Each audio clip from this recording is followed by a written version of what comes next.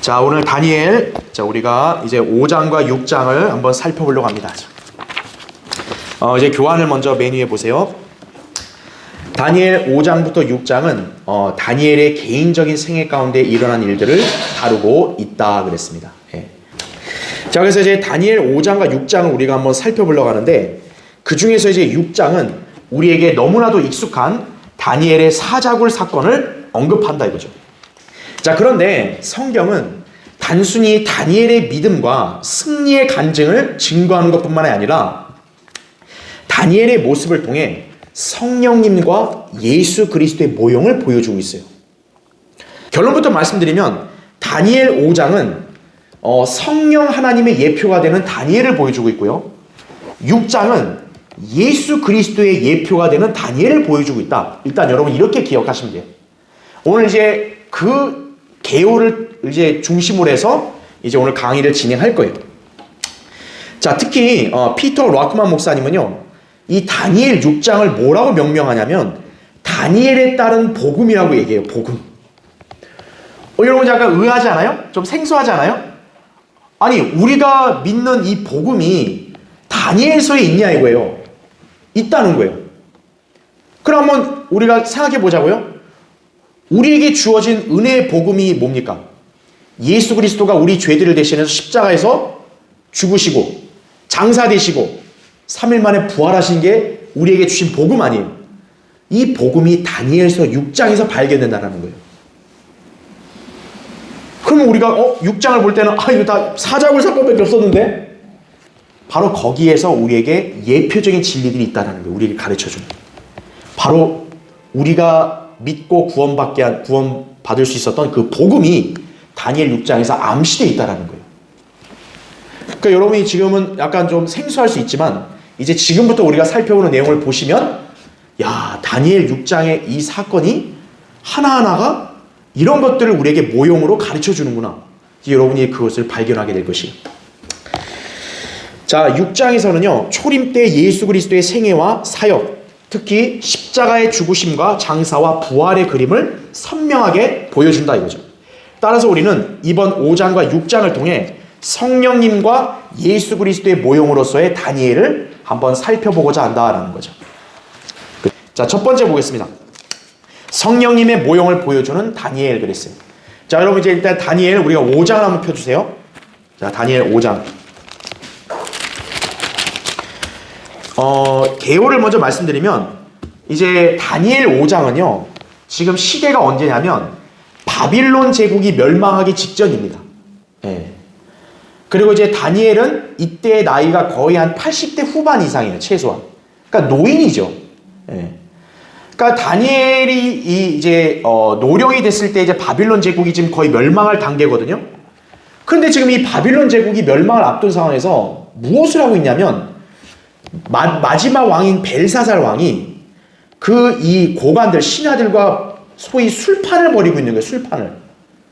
지금 페르시아와 지금 거의 국가의 명운을 걸고 전쟁을 치르고 있는 와중에요, 술판을 벌이고 있는 거예요. 예. 그래서 지금 어떻게 하냐, 이 술판을 벌이고 있는 이 궁전에서요, 갑자기 벽에서 한 사람의 손가락이 나와가지고 그 손가락이 벽에다 무슨 글을 쓴 거예요. 여러분, 그 광경을 거기에 있는 사람들이 그걸 눈으로 봤을 때 얼마나 진짜 공포가 몰렸겠어요. 그렇죠? 갑자기 어떤 사람의 손가락이 나와가지고 막 거기다 벽에다 글을 써놓은 거예요. 근데 이 글을 무슨 의미인지를 모르는 거예요. 읽지도 못하고.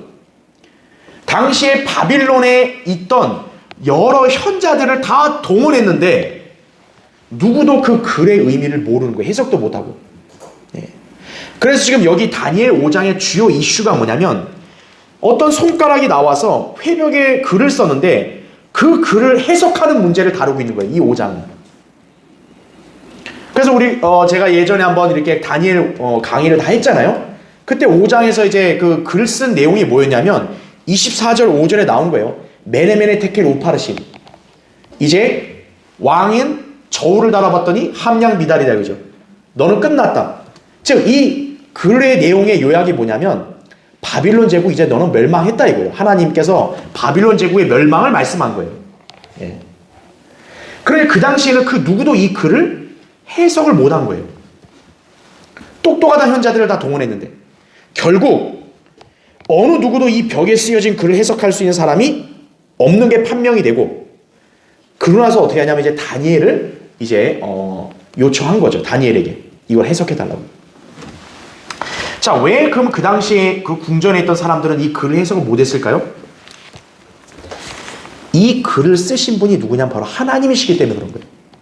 단순한 인간이 썼으면 학자들은 해석할 수 있을지 모르겠지만 이거는 하나님이 쓰신 글이기 때문에 하나님이 쓰신 이 말씀은 누구도 해석을 못하는 거예요. 자, 하나님께서 쓰신 글, 하나님의 말씀을 해석하는 분이 누군가요? 성령님이시죠. 성령님. 자, 지금 다니엘은 이 벽에 쓴 글을 해석을 했죠. 바로 무엇을 가르쳐 주는 거냐? 다니엘이 성령님의 예표라는 걸 여기서 보여주고 있는 거예요. 그러니까 여러분이 여기서 지금 첫 번째 기억해야 될 게 뭐예요? 해석이다, 해석. 하나님이 벽에 쓴 글을 유일하게 다니엘만이 해석을 한 거예요. 하나님의 말씀은 누구만 해석할 수 있어요? 성령님만이 해석할 수 있는 거예요. 우리가 하나님 말씀을 이해할 수 있는 비결은 뭡니까? 성령님께서 우리에게 그걸 뜻을 가르쳐 주시는 거죠. 바로 그걸 우리가 알 수 있는 거예요. 자, 일단 괄호 1번 보세요. 지금 왕의 궁전에 나타난 그 손가락은 명백히 하나님의 손가락이다 그랬어요. 성경에도 하나님의 손가락으로 뭔가 일을 하신 말씀이 있어요. 시편 8편 3절에도 기록이 되어 있고, 또 하나님께서는 십계명을 돌판에다가 어떻게 하냐, 손가락으로 친히 기록하셨어요. 신명기 9장 10절에도 그렇게 성경에 언급되어 있다고요. 여러분이 생각해 보세요. 모세가 시내산에서 율법을 받았단 말이에요. 돌판을 줬단 말이에요. 근데 돌판에 분명히 십계명이 기록되어 있을 거 아니겠어요? 그 누가 기록한 거죠, 그러면? 하나님이 기록한 거죠.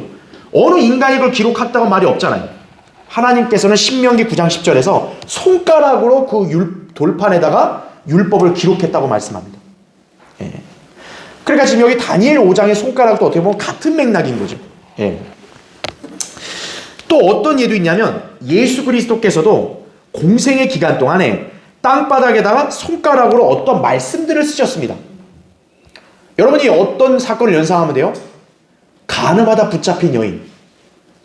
이제 기억나시죠? 요한복음 8장에 보면 그 유대인들이 예수님을 그 책 잡으려고 간음하다가 현장에 붙잡힌 여인을 데리고 와요. 율법에 따르면 이 여인을 돌로 쳐 죽이라 했는데 어떻게 해야 되냐? 그죠? 그때 예수님은 그들에게 대꾸 안 하시고 어떻게 합니까? 땅바닥에다 손가락으로 쓰셨다고요. 예수 그리스도는 하나님이시죠. 하나님이신 분이 인간의 몸을 입고 와서 이 땅에서 손가락으로 쓰신 글이죠. 그게. 그렇죠. 이와 같이 지금 그 벽에 손가락으로 쓴 글도 하나님의 말씀이 분명하다는 거죠. 5장 24절부터 28절에 나온 대로, 그러니까 다니엘이 하나님으로부터 조명을 받아서 그걸 해석을 한 거죠. 그렇죠? 자, 괄호 2번 보십시오. 하나님의 말씀은 어떤 사사로운 해석에서 나온 것이 아니라 하나님의 거룩한 사람들이 성령으로 감동을 받아 말한 것이다 이거죠. 베드로서 1장 20절 21절에 그렇게 나오죠. 그래서 그런 말씀들을 하나님께서 영감으로 기록하신 것이 바로 성경이다라는 거죠. 이 성경의 해석은 오직 누구에게만 속해 있는 거예요? 하나님께만 속해 있다는 거죠. 창세기 40장 8절에도 요셉이 이렇게 고백합니다. 해석들은 하나님께 속하지 아니하나이까 그렇게 말하고 있어요.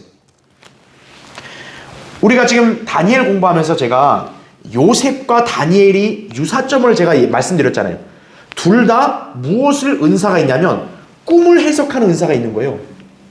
근데 그 꿈을 해석하는 거는 다니엘과 요셉이 머리가 좋거나 무슨 미래를 본인들이 내다봐서 그런 게 아니라 그 해석이 누구에게서 나왔다고 말하고 있는 거예요? 하나님에게서 나왔다고 말하고 있는 거예요. 예. 그러니까 지금 하나님께 손가락으로 쓰신 그 말씀들을 해석하는 분도 하나님이시라는 거죠. 어떤 하나님이요? 성령 하나님이시라는 거죠. 자, 괄호 3번을 보세요. 성령님은 주 예수 그리스도의 말씀들을 성도들에게 가르쳐 주시죠. 요한복음 14장 26절에. 지금 여러분이 성경을 읽고 이해할 수 있는 거, 누가 그렇게 우리에게 지각을 열어주시기 때문에 그런 거예요? 성령님이 가르쳐 주시니까. 또 친히 우리에게 알려주신다 그랬죠. 그래서 요한복음 16장 거기 교환 나오죠. 13절 14절 보면 그러나 진리의 영이신 그분이 오시면 너희를 모든 진리로 인도하시리라. 그분은 자신에 관하여 말씀하지 아니하시며 무엇이나 들은 것을 말씀하실 것이요 또 너희에게 다가올 일들을 알려주시리라 하죠. 다가올 일들이 뭡니까? 예언이죠. 예언. 그걸 알려주신다는 거죠. 그러면서 보세요. 그분이 나를 영화롭게 하시리니 이는 그분이 내 것을 받아서 너희에게 알려주실 것임이라 말합니다. 성령님은 자신에 대해서 말하는 게 아니라 예수 그리스도의 말씀과 그분의 것을 받아서 우리에게 알려준다는 얘기죠. 그러니까 우리가 예수 그리스도의 말씀인 성경을 알려면 성령님을 통해서 우리가 이해하고 깨달을 수 있는 거예요.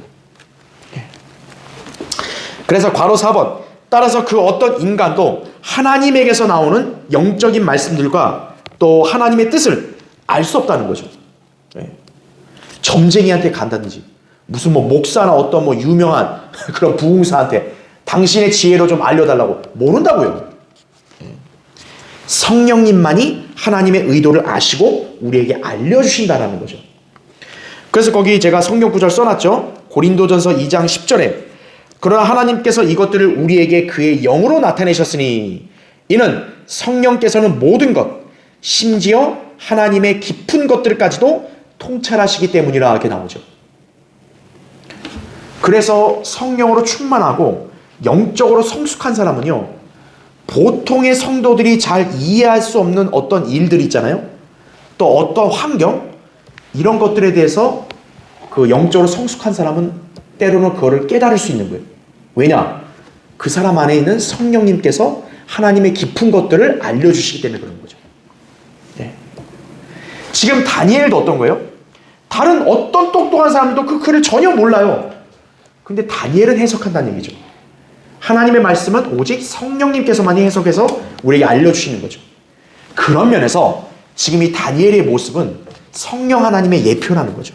그래서 자 그럼 이제 두 번째 보겠습니다. 벨사살 왕은 이 글을 읽고요 해석할 수 있는 사람에게 다음과 같은 영예를 약속합니다. 여러분 거기 그 7절 한번 보세요.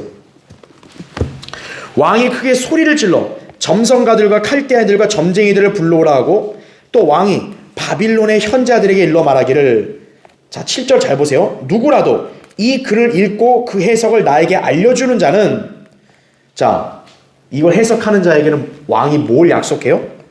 주홍색으로 옷 입을 것이요 그 다음에 금 목걸이를 목에 두를 것이며 그리고 잘 보세요. 왕국에서 뭐가 된다 그래요? 셋째 치리자라고 말합니다. 자, 이 의미는 제가 다니엘 5장 강의할 때 그 다 얘기했기 때문에 여기서 말 안 하고 일단 세 가지를 보셔야 돼요. 주홍색으로 옷 입은다. 금 목걸이를 두른다. 그 다음에 세 번째 치리자가 된다. 특히 여러분 세 번째 치리자를 잘 보세요. 그 서열이 굉장히 우리에게 시사하는 바가 큰 거예요. 자, 일단은 먼저 교환을 먼저 보겠습니다. 그 두 번째 그 보시면 제가 밑줄을 쳤죠. 주홍색 옷 입을 것이 하면서 쭉 밑줄을 쳤죠. 여기에 언급된 영예는 성령 하나님과 연관된 예표적 진리다 그랬어요. 왜 그런지 일단 제가 여기 설명을 좀 드릴게요.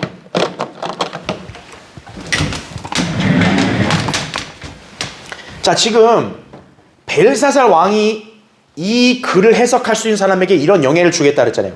즉 이런 영예는 그 글을 해석할 수 있는 분만이 해당되는 거 아니겠어요? 다니엘이 그걸 해석했단 말이에요. 그렇죠?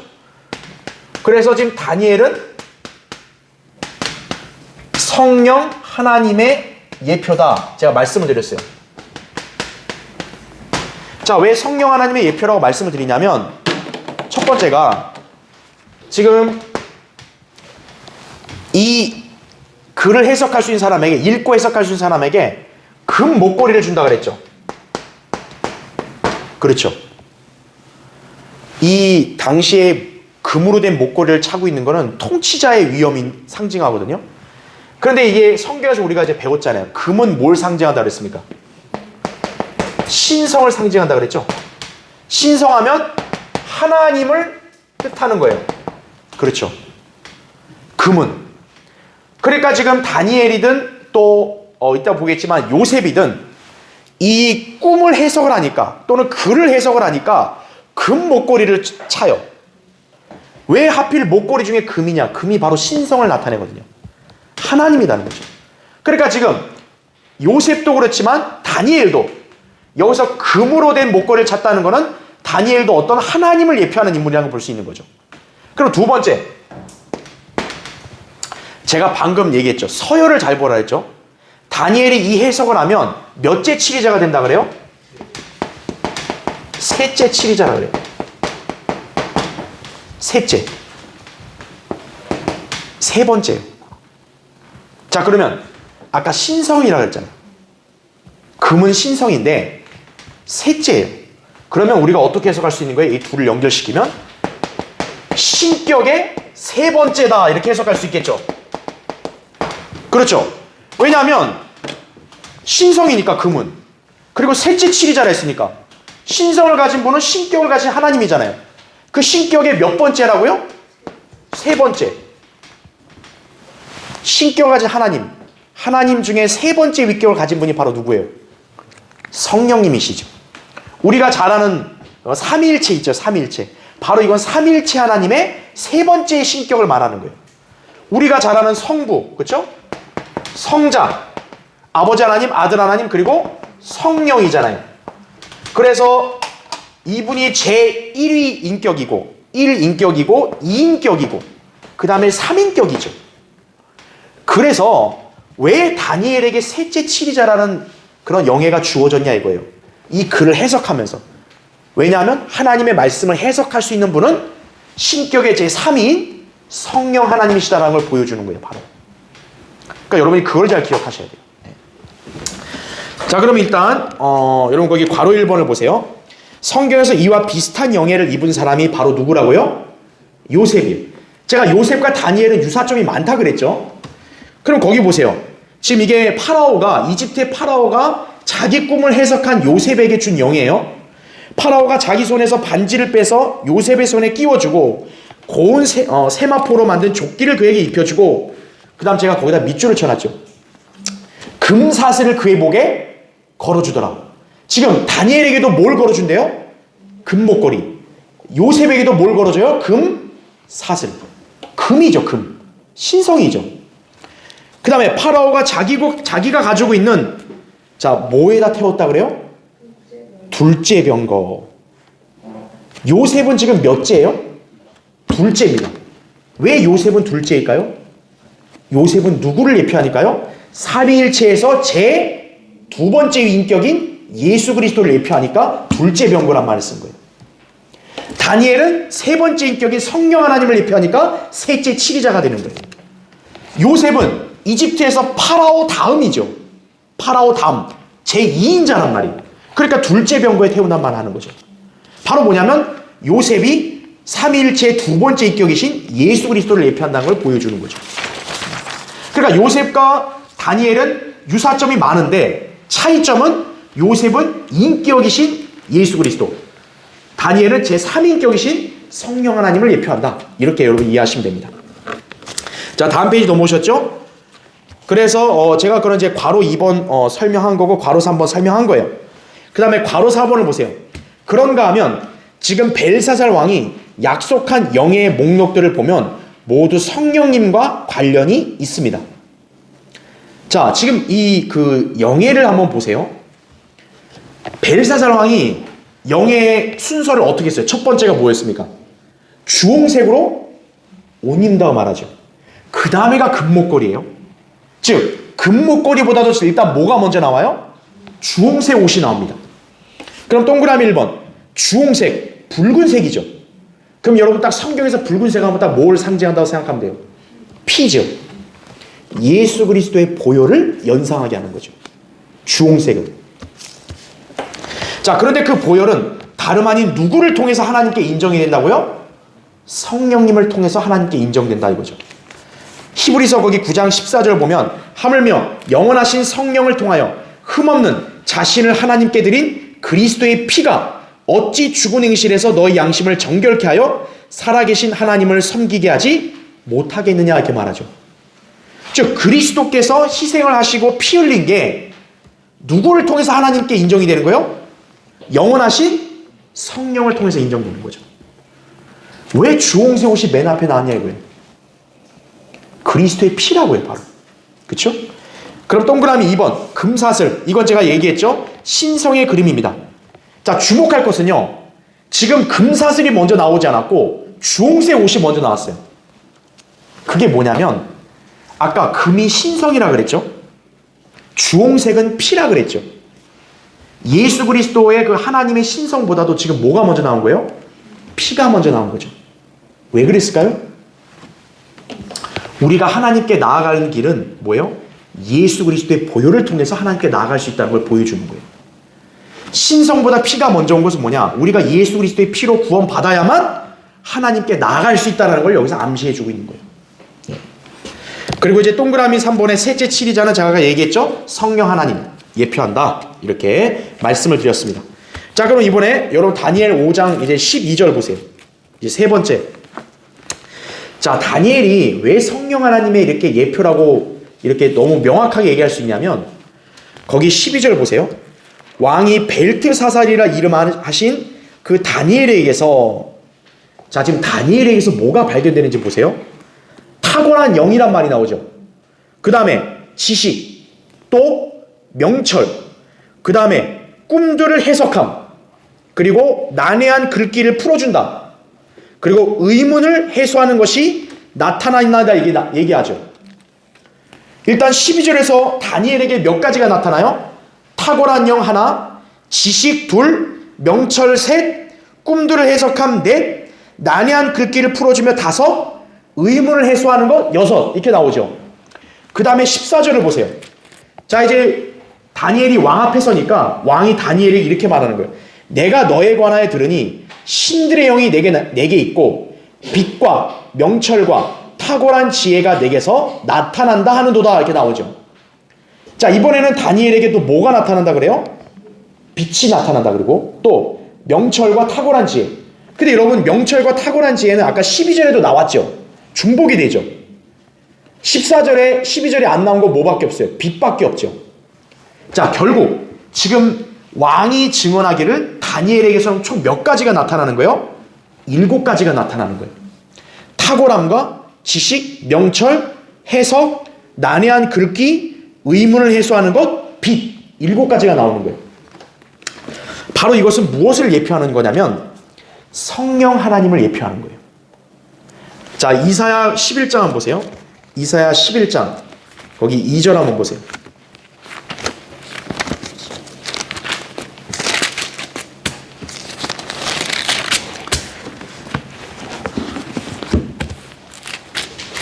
자, 이사야 11장 2절. 자, 이사야 11장 2절 보면 주의 영, 성령을 7가지의 속성으로 이렇게 묘사합니다. 거기 보시면 2절에 주의 영이 그의 위에 머물리니 지혜와 명철의 영이요 계획과 능력의 영이며 지식과 주를 두려워하는 영이라, 이렇게 말하고 있죠. 지금 보세요. 성령님을 뭐라고 했어요? 첫 번째 주의 영이라 그랬죠. 그 다음에는 지혜라 그랬죠. 세 번째는 명철이라 그랬죠. 네 번째는 계획이라 그랬죠. 다섯 번째는 능력이라 그랬죠. 여섯 번째는 지식이라 그랬죠. 일곱 번째는 뭐예요? 주를 두려워함. 지금 성령님도 총 몇 가지 속성이에요? 7가지 속성이 나오죠. 그래서 마지막 이 성령님에 대해서 한 번 더 찾아볼게요. 요한계시록 거기 보세요. 요한계시록 5장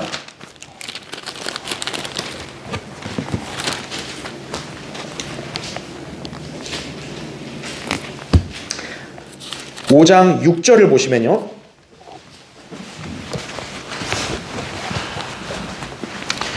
자, 5장 6절에 이에 내가 보니 보라 보좌와 내 짐승의 한가운데와 장로들의 한가운데 도살당하였던 것 같은 한 어린 양이 서 있는데 7뿔과 17눈을 가졌더라. 그 7눈은 온 땅에 보내심을 받은, 자, 뭐라고 얘기합니까? 하나님의 7영이라 그러죠. 바로 이 하나님의 7영이 아까 우리가 읽었던 이사야 11장 2절에 성령님의 7가지 영을 말하는 거예요. 즉 성령님은 7가지의 영으로 지금 묘사가 되죠. 지금 벨사살 왕이 다니엘에게도 몇 가지가 발견된다고 얘기하고 있는 거예요? 7가지가 발견된다고 얘기하고 있죠. 그렇기 때문에 지금 다니엘 5장에서 다니엘은 삼위일체 세 번째 위격이신 성령 하나님의 모형이라는 것을 여기서 암시해주고 있는 거예요. 그걸 여러분이 이 진리를 잘 기억을 해야 됩니다. 자, 그럼 이제 다시 여러분 이제 다니엘 6장으로 보세요. 이제 다니엘 6장. 자, 다니엘 5장에서는 성령님의 예표였던 다니엘이었다면 이제 다니엘 6장은요. 예수 그리스도의 너무나도 정확한, 너무나도 선명한 그림을 보여주는 모형이 다니엘이에요. 이 사자굴 사건이에요. 그래서 제가 이 교환의 제목을 뭐라고 했냐? 그리스도의 초림과 복음의 그림을 보여주는 사자굴 사건 이렇게 얘기한 거예요. 지금 여러분 이제 저랑 하나씩 이제 살펴보면요. 다니엘 6장을 이제 딱딱 보다 보면 야, 이거 진짜 예수님의 십자가 죽음이랑 너무 유사한 게 많구나. 이걸 여러분이 이제 발견하게 될 거예요. 자, 일단 여러분 거기 첫 번째 보세요. 그 교환에 우선 다니엘은 삼위일체의 두 번째 인격이신 예수 그리스도를 예표한다 그랬어요. 여러분 이따 다니엘 6장 거기 2절을 한번 보세요. 지금 다니엘 6장은 이제 바빌론이 망하고 메데 페르시아가 지금 이제 세워진 초기예요. 이제 다리오 왕은 이 다니엘을 굉장히 중용하고 굉장히 신뢰합니다. 자, 어느 정도인지 보세요. 6장 1절에 다리오는 자기가 원하는 대로 그 왕국에 120명의 고관들을 세워 온 왕국을 통치하게 하고, 그 다음에 2절 보세요. 이들 위에 세 총리를 두었으니 그 중에서 다니엘이 첫째더라 이렇게 말하고 있죠. 왕 밑에 무려 120명의 고관들이 있거든요. 그 120명의 고관들을 관리하는 3명의 총리가 있는데 그 중에서 으뜸이 누구라는 거예요? 다니엘이라는 거예요. 자, 그럼 3절을 보세요. 이 다니엘은 자 뭐가 있다고 얘기합니까? 탁월한 영이 있으므로 다른 총리들과 고관들보다 뛰어나니 왕이 그를 세워 전국을 다스리도록 구상하였더라 이렇게 말하고 있습니다. 지금 특징, 다니엘이 으뜸이라고 얘기하고 다니엘 안에는 뭐가 있다고 얘기해요? 탁월한 영이 있다. 탁월한 영이면 당연히 우리가 무엇을 연상할 수 있어요? 성령을 연상할 수 있겠죠. 그럼 일단 괄호 1번 보세요. 교환에 다니엘이 지금 으뜸이라고 했죠? 이처럼 예수 그리스도께서도 만물 안에서 으뜸이 되신다 그랬죠. 골로새서 1장 18절 보면 예수 그리스도는 시작이시고 만물 안에서 으뜸이라 그랬어요. 괄호 2번 또한 다니엘 안에 있는 탁월한 영은 성령님이시다 이거죠. 이것은 그리스도 안에 성령께서 계신 것의 예표다라는 거죠. 요한복음 3장 34절에도 하나님께서 그에게 성령을 한량없이 주심이라 그랬죠. 한량없이. 지금 이 다니엘 안에 탁월한 영이 있어서 으뜸이 되듯이 예수 그리스도 안에도 성령이 한량없이 계셔서 으뜸이시죠. 괄호 3번 보세요. 특히 예수 그리스도께서는 단순히 성령으로 충만하신 분이 아니라 성령님께서 인간으로 현현하신 분이시다 이거죠. 왜 그러냐면 골로새서 2장 9절에 그분 안에는 신격의 모든 충만함이 몸의 형태로 거하시나니 이렇게 말하고 있어요. 그래서 성령은 단지 하나님의 영이 아니라 뭐라고도 표현하냐면 그리스도의 영이라고도 표현해요. 그리스도의 영. 로마서 8장 9절에 성령님을 단순히 하나님의 영이 아니라 그리스도의 영. 왜 그래요? 바로 그 인격을 지닌 성령님은 우리 눈에 안 보이잖아요. 그 성령님이 우리 눈에 보이도록 몸의 형태로 거하서 나타나신 분이 바로 누구기 때문에? 예수 그리스도기 때문에 그런 거죠. 성경은 주는 그 영이시니라고 말씀해요. 고린도서 3장 17절에도 또 성도 안에 내주하시는 성령을 또 뭐라고 말씀하냐면 너희 안에 계신 그리스도시오라고 말합니다. 골로새서 1장 27절에. 그러니까 우리는 우리 안에 성령님이 계신다 그러잖아요. 근데 성경에서 또 뭐라고 얘기해요? 우리 안에 또 누가 계신다 그래요? 그리스도가 계신다 그래요. 왜냐하면 바로 그 성령님이 그리스도의 영이니까 그러는 거죠. 자, 그래서 괄호 4번 보세요. 다니엘은 탁월한 영을 지닌 자로서 으뜸이었다 이거죠. 이처럼 하나님, 곧 주의 하나님께서 주께, 여기서 주는 예수 그리스도를 말하죠. 주께 기쁨의 기름을 부어 주의 동료들보다 위에 두셨나이다 라는 말씀대로 예수 그리스도를 가장 높이셨다 이거죠. 히브리서 1장 9절에 나온 대로. 그러니까 여기 히브리서 1장 9절에 나온 대로 기쁨의 기름은 성령을 상징하잖아요. 그러니까 성령으로 기름 부음 받으신 분 중에 하나님께서는 예수 그리스도를 가장 으뜸이 되게 하셨다. 이렇게 말하고 있잖아요. 바로 다니엘이 지금 이 예수 그리스도의 예표라는 걸 벌써 처음부터 알려주는 거예요. 자, 다리오 왕은요. 다니엘을 전국을 다스리도록 세웠어요. 여기 3절에 그렇게 나오죠. 다른 총리들 말고 다니엘을 페르시아 전역을 다스리겠다 그랬어요. 마찬가지로 하나님께서도 그분의 아들에게 이 세상을 통치하도록 미리 계획하셨다라는 거죠. 그 다음 페이지 보세요. 3페이지에 자, 맨 위에 제가 이렇게 말씀드린 거죠.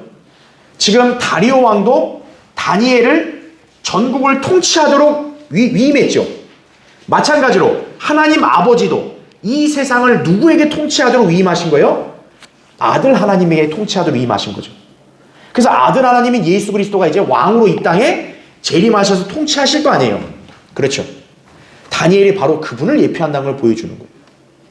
스가랴 14장 9절, 계시록 11장 15절 이렇게 예수 그리스도가 세상을 통치하실 왕이시라는 걸 알려주는 거죠. 자, 두 번째 보세요. 이제는 자, 그럼 이제 우리가 예수 그리스도의 예표가 되는 걸 봤어요. 두 번째, 당시 다니엘을 반대하고 고소하는 총리들과 고관들이 있었던 것처럼 그리스도의 초림 때도 주님을 대적하고 반대하는 종교 지도자들이 있었다는 거죠. 여러분 거기 4절 한번 보세요. 그러므로 총리들과 고관들이 왕국에 관하여 다니엘을 반대할 구실을 찾고자 하였으나 그럽니다. 지금 어떤 일이 생긴 거예요? 다리오 왕이 다니엘이 너무 탁월하니까 다니엘을 신뢰하니까 지금 다른 총리들과 고관들이 다니엘을 시기하는 거죠. 다니엘을 어떻게 한대요? 왕국에 관해서 반대할 구실을 찾는다 그랬죠. 바로 이게 무엇을 보여주냐면 그리스도가 초림 때요. 예수 그리스도가 왕이 되는 것을 반대하고 거부하도록 한 자들이 바로 누구예요? 바리새인들과 종교 지도자들이죠. 선임 제사장들이죠. 바로 여기에 다니엘을 반대하는 이 총리들 고관들은 예수님 초림 때 종교 지도자들을 예표하는 거예요. 그래서 괄호 1번 보세요. 총리들과 고관들이 왕국에 관하여 다니엘을 반대할 구실을 찾고자 하였으나 얘기합니다. 특히 자, 뭐에 관해서 반대한다 그래요? 왕국에 관하여란 말이에요. 왜 하필 왕국일까요? 왕국. 여러분 예수 그리스도가 초림을 왜 하신 거죠? 유대인의 왕으로 와서 이 땅에 천국을 세우려고 오신 거 아니에요. 그런데 선임 제사장들과 바리새인들은 그리스도께서 왕으로 통치하기를 원했어요? 원하지 않았어요? 원하지 않았지요. 그래서 누가복음 19장 14절에 보면은 우리는 이 사람이 우리를 통치하는 걸 원치 아니한다란 말이 나와요. 바로 유대인들이 그런 주장을 했다라는 거죠. 그리고 이제 이 선임 제사장들과 바리새인들은 예수님을 빌라도에게 고소했죠. 빌라도에게 고소할 때 죄목이 뭐였어요? 누가복음 23장 2절에 보면 이 자가 자칭 그리스도 왕이라 한다 그랬잖아요. 당시 유대 사회는 로마의 속국이었단 말이에요. 그러니까 유대인들에게도 명목적인 왕은 누구예요? 로마의 카이사예요.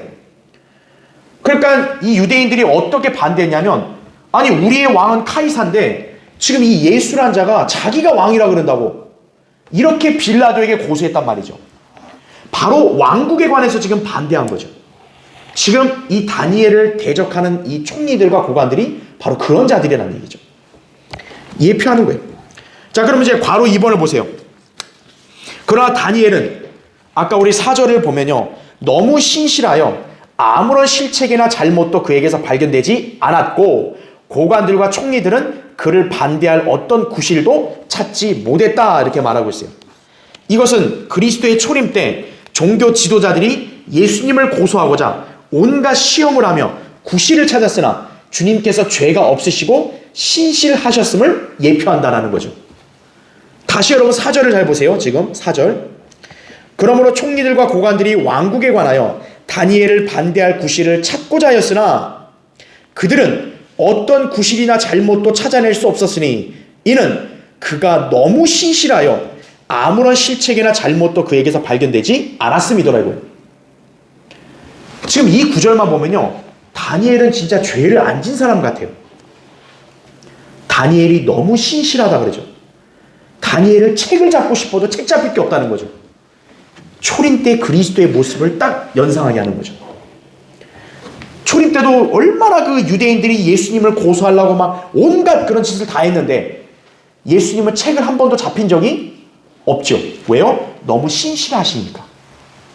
그래서 거기 제가 그 동그라미 1번 보면은 빌라도도 예수님을 3번이나 이 사람에게서 잘못을 찾지 못했다고 얘기했죠. 요한복음 18장 38절이나 19장 4절 6절에 나오고요. 또 당시 유대 왕이었던 헤롯도 빌라도가 이제 하도 유대인들이 난리를 치니까 야 니네 왕 헤롯에게 가 이랬단 말이에요. 그래서 예수님이 헤롯한테 갔는데도 헤롯도 예수님의 잘못을 찾았어요? 못 찾았어요? 못 찾았죠. 심지어 예수님을 배반한 유다 이스카리옷도 어때요? 그분에게서 잘못을 무죄하다고 이렇게 그렇게 주장을 했죠. 마태복음 27장 4절에. 또 십자가에 못 박혔던 한 강도도 역시 어떻게 해요? 이분은 아무 잘못을 행한 것이 없도다 이렇게 고백을 합니다. 누가복음 23장 41절. 그러니까 다니엘의 이 모습이 지금 초림 때 흠없으신 예수 그리스도를 예표하는 거죠. 그래서 동그라미 2번 보면 예수님께서 십자가에서 숨을 거두신 직후에 한 백부장이 하나님께 영광을 돌리며 말하기를 참으로 이 사람은 의인이었도다라고 했어요. 그렇죠. 누가복음 23장 47절에. 또 베드로도 그분은 죄를 짓지도 않았고 그의 입에는 간사함도 없으셨다. 베드로서 2장 22절에 이렇게 고백을 해요. 그런 것들이 바로 예표하는 거죠. 그럼 이제 동그라미 3번을 보세요. 게다가 예수님께서는 다니엘처럼 신실하셨다라는 거죠. 히브리서 3장 2절에 보면 예수님께서는 자기를 세우신 분께 신실하기를 마치 모세가 그분의 온 집에서 한 것과 같이 하셨다고 기록을 합니다. 그러니까 예수님은 신실했다는 걸 히브리서에서 입증해주고 있죠. 자, 주님께서도 요한복음 8장 29절에 이렇게 말씀했어요. 내가 언제나 그분을 기쁘게 하는 일들을 수행했다 그랬어요. 그러니까 예수님은 3년 반 동안요, 그분의 어떤 개인적인 사적인 일도 하신 적이 없고 오직 아버지 하나님을 기쁘시게 하는 일만 했다라는 거죠. 굉장히 신실했죠. 다니엘이 바로 그걸 예표하는 거예요. 자, 그럼 이제 괄호 3번을 보세요. 다니엘의 적들이 지금 다니엘을 책을 잡을 게 있어요, 없어요? 없지요. 그러니까 이 자들이 결국 어떤 모략을 꾸몄냐면 거기 5절을 보세요. 그러자 이 사람들이 말하기를 우리가 그의 하나님의 율법에 관하여 다니엘을 반대할 것을 찾지 못하면 우린 이 다니엘을 반대할 어떤 구실을 찾아낼 수 없으리라 하더라 이거죠. 도저히 도덕적인 흠이 없어요. 그러니까 할 수 있는 게 뭐냐? 율법으로 걸고 넘어지자 이렇게 얘기하는 거예요. 자, 이것은 정확히 예수 그리스도의 대적들이 했던 짓과 똑같죠. 여러분, 예수님 공생의 당시에도 그 유대인들이요 맨날 예수님에 대해서 뭐라고 얘기했어요? 율법을 얘기했잖아요. 모세 율법에 이렇게 되어 있는데 당신은 어떠냐? 저자는 또 안식일을 어겼다. 맨날 이런 것만 얘기했단 말이에요. 예수님을 다른 거로 책을 잡을 게 없으니까 그 자들은 계속 율법만 얘기하는 거예요. 그런데 예수님이 율법을 어긴 적 있어요? 없다고요. 종국에는 이제 어떻게 하냐? 이 자들이 끼워 맞춘 거예요. 어떻게 끼워 맞췄어요? 예수님이 율법을 어겼대요. 어긴 제목이 뭐냐? 신성모독. 왜? 이자가 자기를 하나님의 아들이라 했다. 하나님이라고 했다. 이거는 율법에 따라 신성모독죄다. 결국 이걸로 뒤집어 씌운 거죠. 예. 어쨌든 율법을 구실로 예수님을 죽였죠, 이들이. 똑같은 거예요. 지금 이 다니엘의 대적들도 다니엘을 율법으로 죽이려고 하는 거예요. 자, 이들의 비난이 잘못된 건 우리가 다 알죠. 왜? 예수님은 하나님의 아들이 맞으니까. 그렇죠? 자, 그럼 이제 교환의 밑에 세 번째를 보세요. 다니엘의 적들은 마침내 왕에게 가서 다니엘을 고소할 구실을 위해서 변경시킬 수 없는 메대인과 페르시아인의 법에 따라 칙령을 만들었다 이거죠. 자, 여러분 잘 보세요.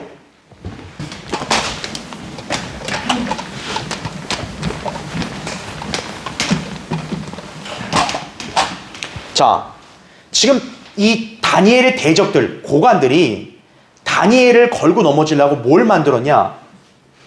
변경시킬 수 없는 법을 만든 거예요. 변경시킬 수 없는 이 법에 따라서 뭘 만들었냐? 칙령을 만들어요. 이 칙령이 안 맞으면 죽어야 된다. 이거예요. 그래서 다니엘은 이 칙령이 내려졌을 때 왕 외에 다른 신에게 청혼하면 안 된다. 그러니까 즉 기도하면 안 된다고 했는데 다니엘은 하나님께 기도했단 말이에요. 결국 칙령을 걸고 넘어져서 이 대적들이 다니엘을 사자굴에 던져라 이렇게 얘기했단 말이에요. 자, 우리가 이걸 통해서 뭘 배울 수 있냐면 아까 얘기했잖아요. 예수 그리스도도 결국 율법에 따라서 그들에게 죽임을 당했잖아요. 그렇죠. 변경시킬 수 없는 법. 여러분 이거 하면 딱 뭐가 떠올라야 돼요? 하나님의 말씀이 떠올라야죠. 예수님 뭐라고 했어요? 하늘과 땅이 없어지기 전에는 율법의 1.1획도 모든 것이 이루어질 때까지 결코 없어지지 않는다 그랬어요. 바로 이 변경시킬 수 없는 법은 하나님 말씀, 즉 율법을 초림되는 율법을 상징하는 거예요. 그러니까 이거는 변경될 수 없는 거예요. 지금 이따 보겠지만 다리오 왕은요 다니엘을 살려주려고 그랬어요. 애를 썼어요. 그런데 살려주지 못해요. 왜? 이거 변경할 수 없다 이거예요. 마찬가지로 예수 그리스도는요 율법에 따라 죽임을 당했어요. 그런데 사실 예수님은 죽지 않아도 되는 거잖아요. 그 예수님 왜 죽으셨어요? 이 율법의 저주에 따라 죽으신 거예요. 그 우리가 알아야 될 게, 그럼 예수님이 죄를 졌냐? 그게 아니라 우리의 죄를 대신해서 율법의 저주로부터 우리를 구원하기 위해 죽으신 거죠. 그렇죠. 다시 말하면 이 율법에 따른 저주를 우리 인간들이 받아야 되는데 이 인간들을 대신해서 누가 받으신 거예요? 예수 그리스도가 받으신 거란 얘기죠. 그러니까 여러분이 아셔야 될 게 지금 다니엘도 결국 이걸로 해서 사자굴에 던져졌잖아요. 바로 이게 율법을 상징한다는 거죠. 예수 그리스도도 율법에 따라서 십자가의 죽음을 당하신 거예요. 왜? 우리의 죄들을, 율법에 따른 저주를 우리를 대신해서 이분이 감당하신 거죠. 그러니까 하나님 아버지 입장에서는 아들을 사랑하시잖아요. 아들을 안 죽게 해도 되잖아요. 그렇죠? 그런데 하나님께서는 결국 아들을 죽게 했잖아요. 왜? 이 율법을 바꿀 수 있어요? 없어요? 바꿀 수 없다고요. 율법에 따라 이런 죄인은 죽어야 되잖아요. 바꿀 수 있어요? 없어요? 없다란 얘기죠. 바로 그거를 이렇게 상징적으로 보여주는 거다. 이렇게 여러분 이해하시면 됩니다. 자, 그래서 그거는 이런 이제 교환을 제가 이제 정리해 놓은 거를 쭉 보시면 되고요. 그래서 제가 메뉴의 괄호 3번에 이것이 바로 예수 그리스도께서 죽으셔야 했던 이유다라는 거죠. 율법의 요구대로 우리 죄값을 지불하시기 위해 죽으셨던 거죠. 그래서 베드로전서 1장 18절 19절에 따라서 흠없고 점없는 그리스도의 보배로운 피로 우리 죄들이 다 구속된 거죠. 그렇죠? 또 3장 18절에도 의인으로서 불의한 자인 우리를 대신해 죽으셨다고 이렇게 말씀하고 있는 거죠. 자, 그렇게 보시면 됩니다. 자, 이제 마지막 네 번째 보세요. 다리오 왕은 마침내 다니엘을 사자굴에 던져놓도록 승인합니다. 여러분 거기 6장 보세요. 6장 16절 보세요.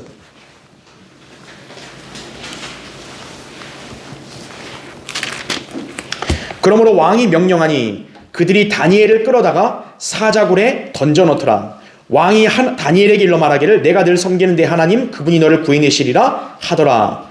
돌을 굴려다가 굴 입구를 막고 왕이 자신의 인장과 그의 귀족들의 인장으로 봉하였으니 이는 다니엘에 관한 그 목적이 변경되지 못하게 하려 함이었더라 이렇게 말하고 있죠. 지금 다니엘은 사자굴에 던져졌죠. 그리고 사자굴 지금 문이 어떻게 됐어요? 돌로 닫혔죠. 자, 이것은 예수 그리스도가 십자가에서 죽으시고 무덤에 장사된 것을 예표한 거예요. 예. 자, 그 다음에 이제 어떻게 됐습니까? 다니엘이 다시 사자굴에서 나왔죠. 여러분 거기 23절 한번 보세요. 22절 먼저 볼게요. 내 하나님께서 그분의 천사를 보내시어 그 사자들의 입을 막으셨으므로 그들이 나를 상하게 하지 못하였나니 이는 그분 앞에 무죄함이 내 안에서 나타났으며 오 왕이여 내가 왕 앞에서도 어떤 해로운 일을 하지 않았음이니이다 하더라. 그러자 왕이 그로 인하여 매우 기뻐하며 다니엘을 굴에서 끌어올리라고 명령하였더라. 그러므로 다니엘을 굴에서 끌어올렸더니 그에게 아무런 상처도 보이지 않았더라. 이는 그가 그의 하나님을 믿었음이더라 이렇게 말하고 있죠. 다니엘이 사자굴에 들어갔다가 문이 막혔다가 다시 어떻게 된 거예요? 나온 거죠. 이것은 바로 예수 그리스도가 십자가에서 죽으시고 장사되시고 또 부활하신 거에 대한 완벽한 그림인 거예요. 자, 한번 보겠습니다. 괄호 1번. 여기서 다리오 왕은 아버지 하나님의 예표다 이거죠. 다리오 왕은 다니엘을 구해주려고 마음을 쓰며 그를 구해주려고 해가 질 때까지 노력하였다 이거죠. 14절에 그렇게 나와요. 하지만 그는 구해줄 수 없었다 이거죠. 왜냐하면 다니엘에 관한 그 목적이 변경되지 못하게 하려 함이었더라 이거죠. 17절에 나온 대로. 예수 그리스도에 관한 그 목적 역시 변경될 수 없는 하나님의 정하신 뜻이었다 이거죠. 그래서 아버지 하나님께서는 아들을 그렇게 사랑하고 구해주고 싶어도 구해주지 않으시고 십자가에 달리도록 그냥 놔두신 거예요. 그러니까 여러분은 이거를 통해서요, 아들이 십자가에 못 박혔을 때 아버지 하나님의 참담한 심경을 읽을 수 있는 거예요. 지금 여기 다니엘 6장 보면 다리오는 다니엘이 사자굴에 던져지니까 음식도 먹지 않고 잠도 안 잤다 그래요. 굉장히 참담하죠. 우리의 죄를 대신해서 아들을 십자가에 내줬을 때 그때 아버지 하나님의 심경이 바로 그걸 우리가 좀 더 엿볼 수 있는 거예요. 네. 여러분 그런 엄청난 고귀한 희생으로 구원받았음을 기억하셔야 되는 거예요. 괄호 2번 보세요. 사실 사자굴에 던져진 것은 곧 죽은 것과 같다 이거죠. 왕이 다니엘을 고소했던 자들을 사자굴에 던지라고 명령했을 때 사자들은 그들이 미쳐 굴바닥에 닿기도 전에 그들을 죽였기 때문이다 이거죠. 24절 보면요, 이제 다니엘을 고소했던 자들이 오히려 어떻게 되냐, 왕이 이제 그들을 사자굴에 던지거든요. 근데 사자굴에 들어가기도 전에 사자가 보자마자 바로 그냥 낚아채서 죽여버려요. 그러니까 우리가 어떻게 할 수 있냐면 사자굴 자체는 뭐예요? 죽음을 상징하는 거예요.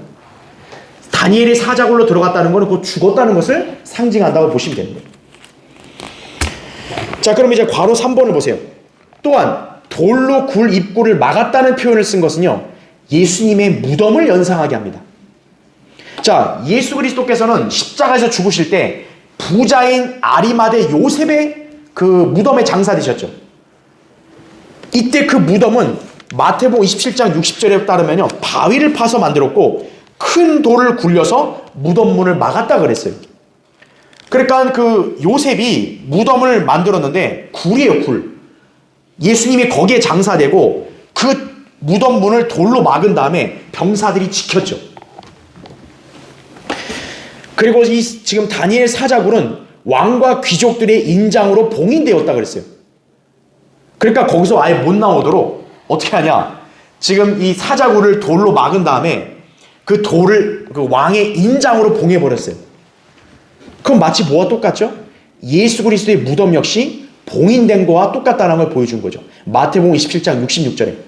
왜냐하면 이 그 유대인들이 그 예수님이 죽었다 3일 만에 부활한다는 걸 그걸 들었기 때문에 혹시 제자들이 이게 사기칠 수 있으니까 병사들을 보내 지키고 돌문을 봉인해달라 그러거든요.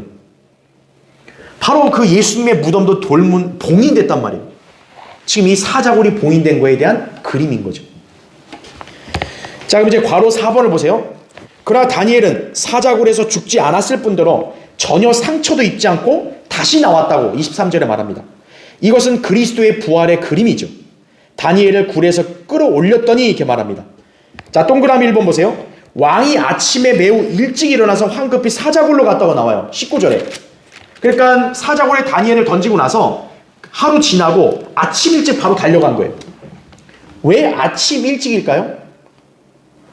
예수 그리스도의 부활도 이른 아침과 연관됐기 때문에 그런 거예요.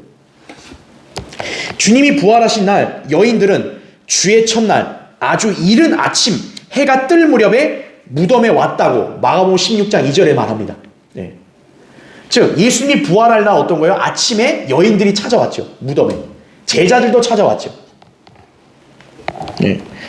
특히 막달라 마리아 같은 경우는요, 아직도 어두운 새벽에 주님의 무덤으로 달려왔다고 요한복음 20장 1절에 나와요. 그러니까 지금 다리오 왕이 아침 일찍 황급히 그 사자굴 간 거는 바로 예수님 부활했을 때 무덤으로 달려간 거에 대한 모형이죠. 자, 동그라미 2번. 다니엘이 사자굴에 나왔을 때 아무 상처도 없고 뼈들이 이상 없었던 것처럼 예수 그리스도의 뼈도 온전히 보존되었다 이거죠.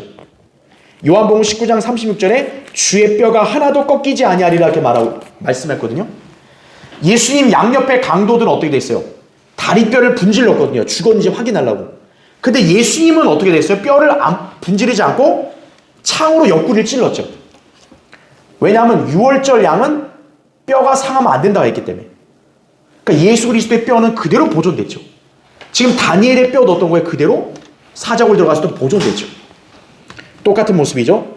자, 그래서 동그라미 3번. 우린 여기서 십자가에 처형되시고 장사 지낸 바 되셨다가 사흘 만에 다시 일으켜 주신 예수 그리스도의 위대한 부활의 그림을 그래서 본다 이거죠. 그래서 사도행전 2장 23절 24절에 거기 나온 대로 십자가에 못 박혀 죽었지만 하나님께서 사망의 고통에서 풀어서 예수님을 살리셨다 이렇게 말하고 있죠. 그래서 이제 마지막 괄호 5번, 이것이 바로 다니엘 6장을 다니엘 복음이라고 말하는 이유다라는 거죠. 그러니까 여러분은 오늘 이 다니엘 사자굴 사건을 보면서 좀 더 심오하게 그거를 바라볼 수 있어야 되는 거예요. 아, 단순히 그냥 다니엘이 믿음으로 나왔다 이 개념만이 아니라 바로 여기서 다니엘은 예수 그리스도의 예표구나. 즉 다니엘이 사자굴에 들어갔다 나온 것은 예수 그리스도가 십자가에서 죽으시고 장사되고 부활하신 거에 대한 그림이구나 그죠. 그래서 제가 아까 다니엘 6장을 다니엘에 따른 복음이라고 말한 이유가 그거예요. 우리는 이 다니엘 6장을 통해서 그리스도의 초림, 그 당시의 광경을 그림으로 볼 수 있고 또 우리에게 아주 중요한 복음도 여기서 그림으로 우리에게 가르쳐 주었다. 이렇게 여러분이 기억하시면 되겠습니다. 자, 다음 시간에 계속 이어서 하겠습니다. 예.